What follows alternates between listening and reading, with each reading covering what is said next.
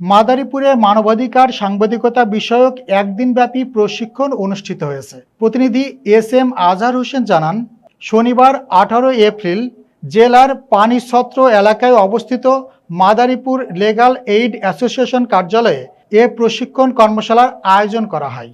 প্রশিক্ষণটির আয়োজন করে বাংলাদেশ মানবাধিকার সাংবাদিক ফোরাম BMSF। এতে জেলার বিভিন্ন প্রিন্ট ও ইলেকট্রনিক মিডিয়ার সাংবাদিকরা অংশগ্রহণ করেন। প্রশিক্ষণে প্রধান অতিথি ও আলোচক হিসেবে উপস্থিত ছিলেন বাংলাদেশ মানবাধিকার সাংবাদিক ফোরাম BMSF মহাসচিব খায়রুজ্জামান কামাল, জাতীয় প্রেস ক্লাবের ব্যবস্থাপনা কমিটির সদস্য শাহনাজ পলি এবং দৈনিক বাংলাদেশ পোস্টের প্রধান প্রতিবেদক আহমেদুল্লাহ। কর্মশালায় মানবাধিকার বিষয়ক সংবাদ পরিবেশনে সতর্কতা, তথ্য যাচাই, ভুক্তভোগীর গোপনীয়তা রক্ষা এবং দায়িত্বশীল সাংবাদিকতার নানা দিক তুলে ধরা হয়। বক্তারা বলেন, মানবাধিকার সাংবাদিকতা সমাজে ন্যায় বিচার প্রতিষ্ঠায় গুরুত্বপূর্ণ ভূমিকা রাখে। প্রশিক্ষণটি বাস্তবায়নে সহযোগিতা প্রদান করে বাংলাদেশ NGO ফাউন্ডেশন BNF এবং মিনিস্ট্রি অফ ফাইন্যান্স।